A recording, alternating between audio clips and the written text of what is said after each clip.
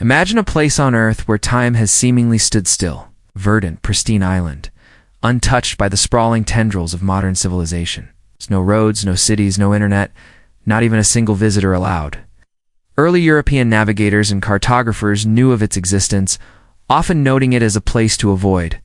Yet, even the formidable power of the Raj struggled to penetrate the dense jungles and the even denser resolve of the Sentinelese. Unlike other tribal groups in the Andamans, who eventually succumbed to disease, conversion, or assimilation, the Sentinelese remained an impenetrable mystery. The British, with their insatiable appetite for mapping and colonizing every corner of the globe, found themselves repeatedly repelled by a people who seemed to possess an almost supernatural ability to defend their shores.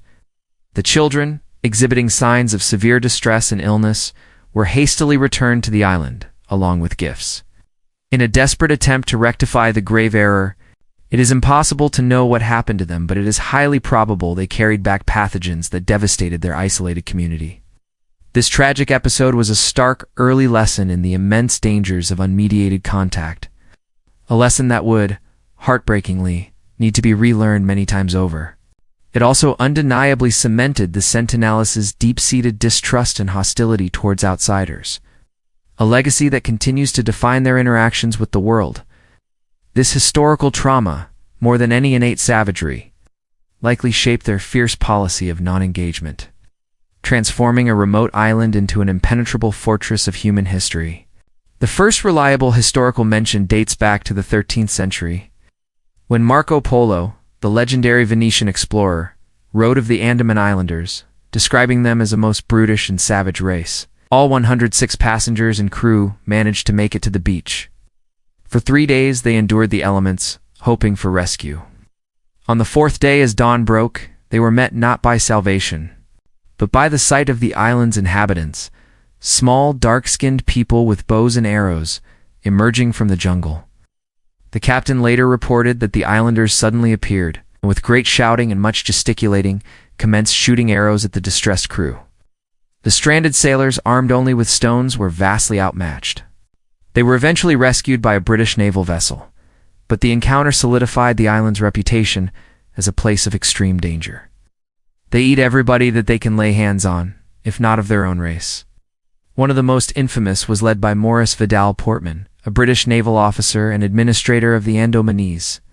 Portman, driven by a Victorian-era blend of scientific curiosity and colonial arrogance, orchestrated several contact expeditions to the island in the late 1800s. His methods, by today's standards, were barbaric. In 1880, Portman's team managed to capture 6 Sentinelese individuals, an elderly couple, and 4 children. They were forcibly brought back to Port Blair, the colonial capital, for study. While his descriptions were almost certainly exaggerated and applied broadly to the region, they contributed to a long-standing reputation of hostility and danger associated with these islands, a reputation North Sentinel would famously embody. For countless millennia, its inhabitants have lived entirely removed from our world, a living echo of humanity's distant past. This isn't a fantasy from a forgotten novel. It's a stark, compelling reality, and it exists today.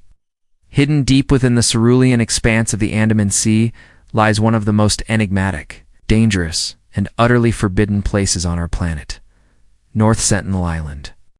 It is a place guarded not by fences or armed patrols, but by an unbroken ancient lineage, by the fierce determination of its people, and by a history so shrouded in mystery that it defies conventional understanding. Every attempt to pierce its veil has been met with arrows, hostility, and often tragedy. Ow. What secrets does this island hold? Who are these people who vehemently reject our world? And what unbelievable truth lies beneath the dense canopy of this last true bastion of human isolation? Prepare to journey to the edge of the known world, to confront a history unlike any other, and to uncover why this island, above all others, remains utterly and irrevocably forbidden. North Sentinel Island, a mere emerald speck measuring just 23 square miles, is part of India's Andaman and Nicobar archipelago. Yet, to categorize it alongside its more accessible neighbors would be a profound misunderstanding of its unique place in the human story. Unlike Phuket or Bali, North Sentinel is not a tropical paradise awaiting your vacation. It is a fortress of nature, fiercely defended, largely unexplored, and home to one of the last truly uncontacted peoples on Earth, the Sentinels. Their isolation is so profound, so complete, that it challenges our very notion of a globally interconnected world. For centuries, this island has been a geographical enigma, an anomaly on maps where the land is marked, but its inhabitants remain blank. The British Empire, during its colonial expansion in the 18th and 19th centuries, eventually brought the Andaman and Nicobar Islands under its control. One of the most telling early encounters occurred in 1867, an Indian merchant ship. The Nineveh ran aground on a reef near North Sentinel Island during a monsoon. This incident was not an isolated one. Throughout the late 19th and early 20th centuries, various expeditions, often led by British colonial administrators and ethnographers, attempted to make contact. The results were catastrophic. The elderly couple quickly fell ill and died, likely from diseases to which they had no immunity. The Sentinelese are not just a group of people living in isolation. They are a living, breathing testament to an unbroken lineage, stretching back tens of thousands of years. They are direct descendants of the first humans to migrate out of Africa, part of the Out of Africa migration. While many indigenous groups around the world have been decimated by disease, violence, and assimilation, Sentinelese have actively and successfully repelled nearly every attempt at sustained contact. We know they are hunter-gatherers, living off the bounty of their island and the surrounding waters. They are expert fishermen, using sophisticated harpoons and bows to hunt fish, crabs, and turtles in the shallow reefs. Anthropologists like T.N. Pundit led repeated expeditions known as gift-dropping missions. They would approach the island's shores, leaving offerings of coconuts, bananas, and sometimes even red buckets and tools, hoping to establish trust. For years, these efforts yielded little success. The Sentinelese would either ignore the gifts, shoot arrows at the boats, or simply melt back into the jungle. On land, they hunt wild pigs and birds, and gather fruits, roots, and honey from the abundant jungle, and even took the offered coconuts directly from the hands of the expedition members. The Indian government, after careful consideration and consultation with anthropologists, concluded that further attempts at contact posed an unacceptable risk to the Sentinelese. The potential for introducing diseases, disrupting their unique culture, and ultimately causing their demise far outweighed any perceived benefit of integration. The policy shifted definitively to one of hands-off protection, establishing a 3-mile exclusion zone around the island, making it illegal for anyone to approach. This decision, while controversial to some, is now widely considered to be the most ethical and responsible approach. To allow the Sentinelese to live undisturbed, to define their own destiny, and to remain as the last guardians of an ancient, unbroken human story. The sheer audacity of their continued self-determination, in an age where every corner of the earth seems explored and exploited, is perhaps the most unbelievable truth of all. This moment, captured on film, was extraordinary, a fleeting, almost surreal glimpse of a people who had for so long been utterly inaccessible. It seemed for a brief period that a peaceful, limited contact might be possible. However, these sporadic interactions remained highly unpredictable. On subsequent visits, the same groups might again respond with hostility, illustrating the volatile nature of these encounters and the deep-seated wariness of the islanders. Their tools are rudimentary by modern standards: stone axes, ADSs, and finely crafted bows and arrows. They build lean-to shelters, temporary structures that offer protection from the elements, reflecting a nomadic or semi-nomadic existence within their small territory. Their methods are simple, yet brutally effective. A barrage of arrows, spears, and stones fired with remarkable accuracy and ferocity, combined with a deep knowledge of their dense island terrain. Their message is unequivocal: stay away. And their ancestors likely arrived in the Andaman Islands during the Middle Paleolithic period, perhaps as early as 60,000 years ago. Their culture, their tools, their language, all have evolved entirely independently. Shaped by the unique environment of their island and by their absolute refusal to integrate with external societies. This makes them not just an anthropological curiosity, but a priceless window into humanity's distant past. Their survival for so long in such isolation is extraordinary. Attempts to understand their way of life have been limited to observations from a distance or from brief, often dangerous encounters. Their physical appearance is typical of the Negrito populations of the Andaman Islands. Relatively short stature, dark skin, and tightly curled hair. What sets them apart is their extraordinary health and resilience, a direct consequence of their unblemished isolation from modern diseases. This immunity to common ailments, ironically, is also their greatest vulnerability. Simple common cold, brought in by an outsider, could easily decimate their entire population, which is estimated to be anywhere from 50 to 150 individuals. This stark reality underpins the Indian government's strict policy of non-contact and non-interference, a policy born from historical lessons learned at great cost. The first organized friendly contact attempts by the Indian government began in the late 1960s. Driven by a desire to understand and perhaps to integrate these last isolated tribes, a breakthrough of sorts occurred in 1991 when a small group of sentinelese, including women, approached the boats without weapons. This brief period of more direct contact ended abruptly in 1996. The decision by the Indian government to enforce a strict hands-off policy wasn't merely an academic exercise in anthropology. It was solidified by a series of harrowing events, culminating in a tragedy that sent shockwaves across the globe and firmly cemented North Sentinel Island's status as unequivocally a... These incidents weren't just unfortunate accidents, they were stark, violent lessons in the immense dangers of disregarding indigenous sovereignty and the profound wisdom of leaving well enough alone. The 2004 Indian Ocean tsunami offered another profound illustration of their resilience and self-sufficiency, but also the inherent risks. In November 2018, 26-year-old American missionary and adventurer named John Allen Show embarked on a perilous, illegal journey to North Sentinel Island. Show, driven by a profound and misguided religious zeal, paid local fishermen to ferry him stealthily to the exclusion zone. From there, he paddled alone in a kayak to the island's shores, armed with a Bible, some gifts, and an unwavering belief in his mission to convert the Sentinelese to Christianity. When the devastating waves struck the Andaman and Nicobar Islands, there was widespread concern for the fate of the isolated tribes, including the Sentinelese. He recorded in his journal that he was greeted by arrows, one of which pierced his Bible. While some mourned his loss and lauded his perceived martyrdom, the overwhelming consensus from indigenous rights organizations, anthropologists, and governments was that his death, however tragic, was a direct consequence of his illegal and reckless actions. It served as the ultimate heartbreaking confirmation of why North Sentinel Island must remain untouched. The incident reinforced the fundamental principle that the Sentinelese have a right to self-determination, a right to remain isolated, and a right to defend their sovereignty against any perceived intrusion. Their actions, though violent, were seen not as an act of malice, but as a defense of their very existence. This tragedy solidified the Indian government's resolve, strengthening the legal and practical measures to ensure North Sentinel Island remains a truly forbidden zone, sanctuary for a people who have chosen to live entirely apart. Despite the clear danger and against all warnings, Show persisted. On his final, fateful trip to the island, he was killed.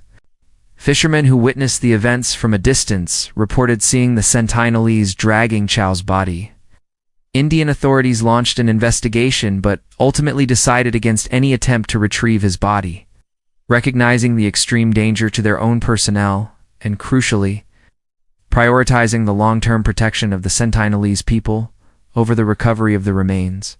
Relief efforts were dispatched to the region, and a helicopter flew over North Sentinel Island to assess the damage and look for signs of life. What it found was astonishing. The Sentinelese had apparently sensed the impending danger, perhaps from subtle environmental cues or ancient knowledge, and had moved to higher ground before the tsunami hit. The helicopter observed them largely unharmed, once again firing arrows at the intrusive aircraft, a clear signal that they needed no help and desired no intrusion. They had survived one of nature's most destructive forces entirely on their own terms. Perhaps one of the most vivid and chilling examples occurred in 2006. Two Indian fishermen, Sundar Raj and Pundit Tiwade, were illegally poaching crabs in the waters near North Sentinel Island. Their small, makeshift boat drifted dangerously close to the shore while they slept. When they woke, they found themselves surrounded by Sentinelese warriors, who, with swift and deadly precision, killed them both with arrows.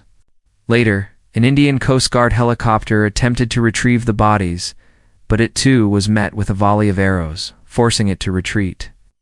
The images captured by the helicopter, the bodies of the fishermen lying on the beach, and the Sentinelese firing arrows at the retreating aircraft, served as a grim reminder of the islanders' unwavering resolve to protect their territory and their way of life. The bodies were ultimately left where they fell, a testament to the island's unyielding defense. This incident, while tragic, underscored the Indian government's long-standing concern. Any contact, even unintentional, could lead to violence or, more insidiously, to the introduction of diseases that the Sentinelese had no immunity against. Yet, despite decades of warnings, government policies, and clear historical precedent, the allure of the forbidden proved too strong for some. His first attempts at contact were met with immediate hostility. The death of John Allen's show ignited a global debate. The story of North Sentinel Island is not just about isolated tribes and hostile encounters. It's a profound ethical dilemma, a stark illustration of the tension between modern human curiosity and the imperative of cultural preservation. The forbidden status of the island, enforced by a combination of fear, indigenous cultures, wherever encountered, were often seen as primitive and in need of civilizing. This mindset led to devastating consequences: the spread of diseases to which native populations had no immunity, the destruction of traditional ways of life, the loss of languages, and the imposition of foreign social, political, and economic systems. The history of colonialism is replete with such tragic examples. What would be the benefit of contacting the Sentinelese? This means respecting their choice to remain isolated. Ow. Even if that choice seems too outsiders to be anachronistic or difficult to comprehend. It forces the global community to confront the limits of its own expansionist tendencies. It asks whether true respect for diversity includes respecting the right of a people to exist entirely apart from the dominant global narrative. It's a testament to human resilience, an ancient echo in a hypermodern world, and a powerful reminder that some mysteries are best left unsolved, some cultures best left untouched, and some boundaries are truly sacred. It means refraining from any action, however well-intentioned, that could irrevocably alter their existence.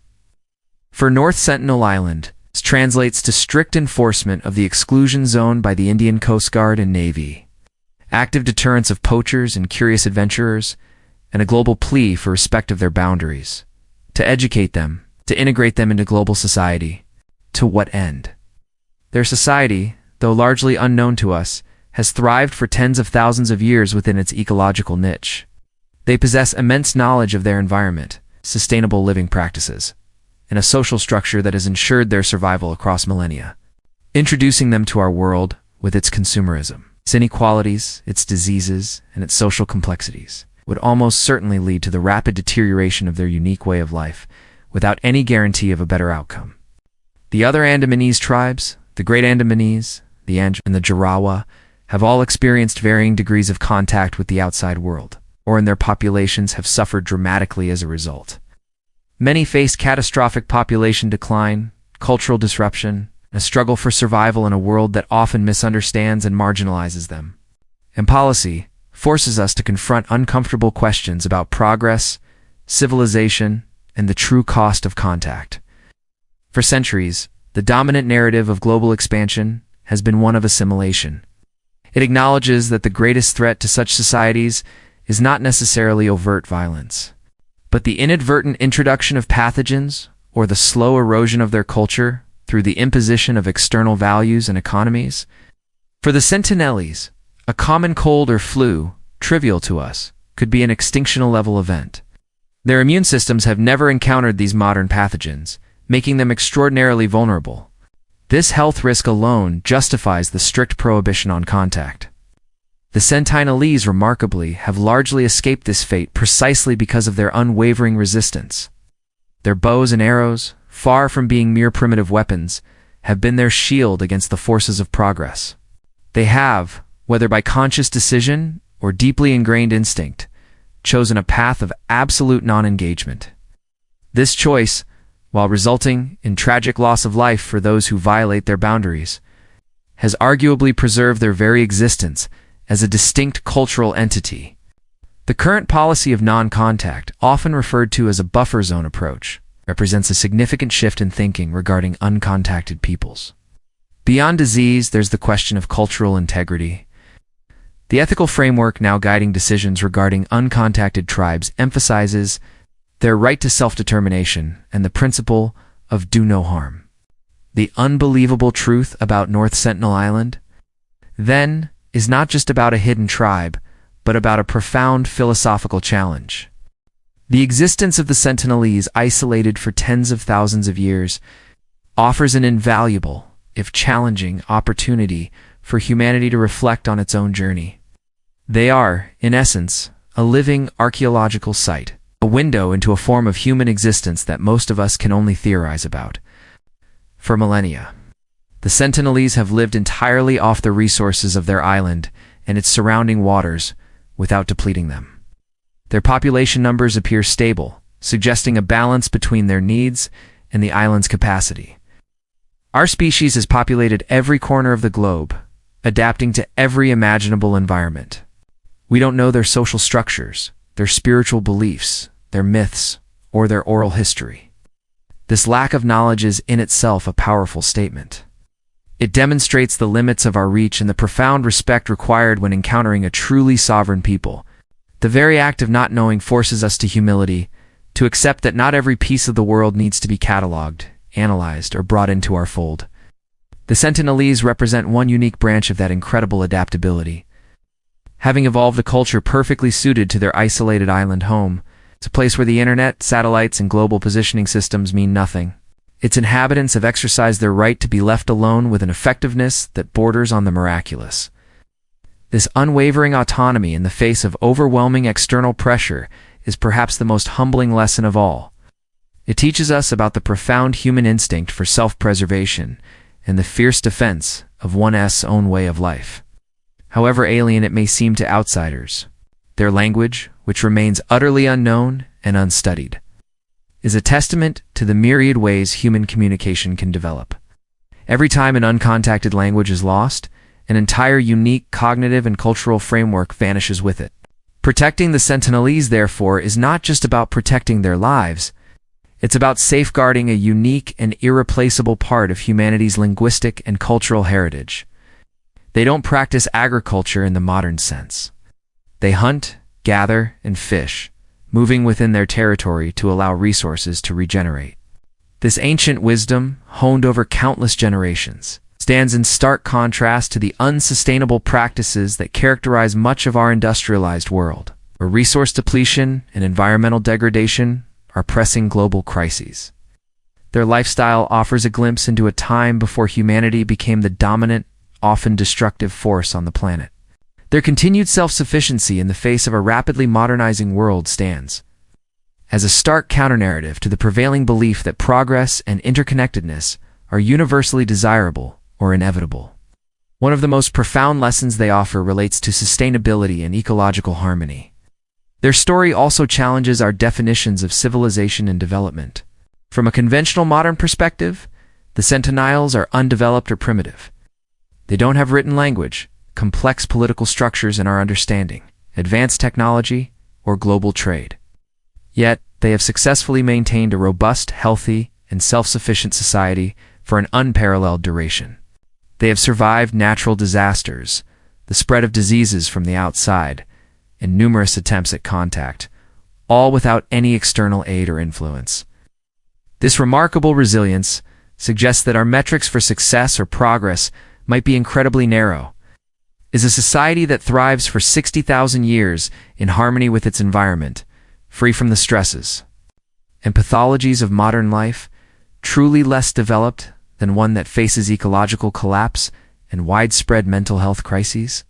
Furthermore, the Sentinelese remind us of the incredible diversity of human experience and adaptation.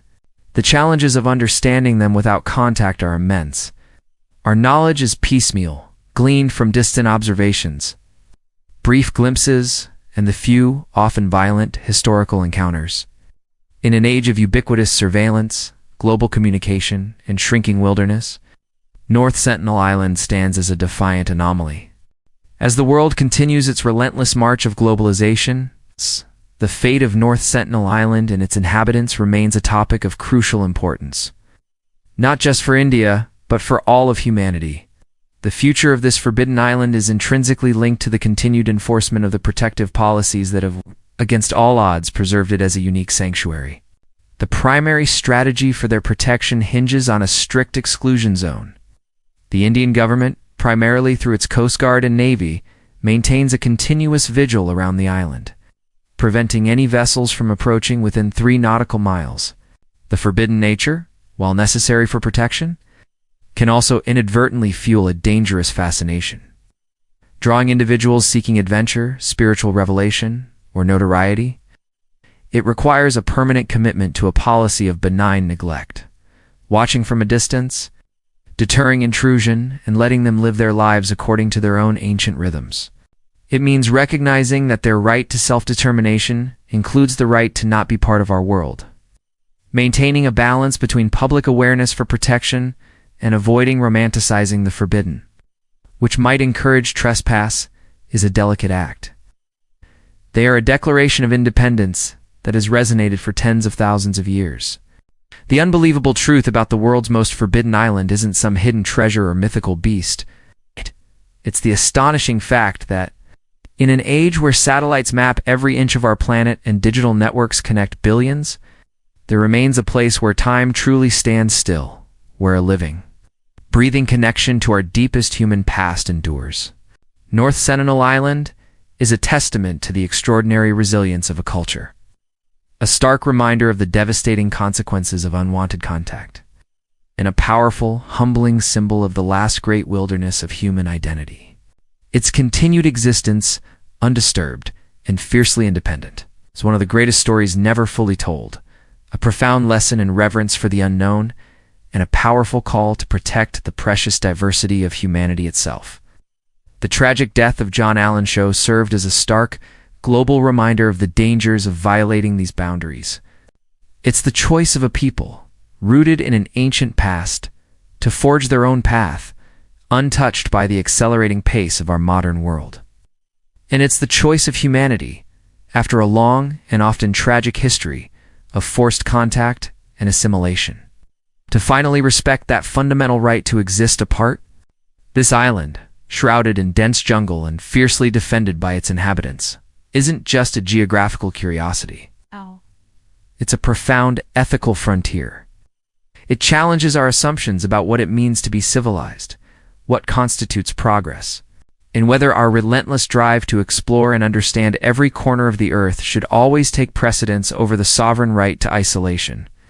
Fishermen, often desperate for a catch, may inadvertently or intentionally stray too close to the island, risking their lives and potentially exposing the sentinelese to pathogens.